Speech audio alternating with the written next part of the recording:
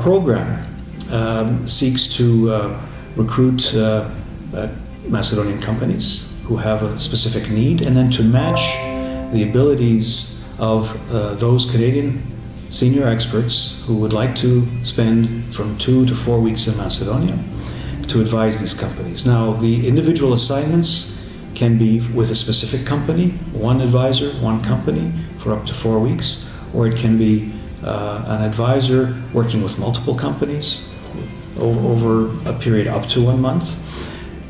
These advisors also run workshops to assist even more companies at the same time over 1 day, multiple days.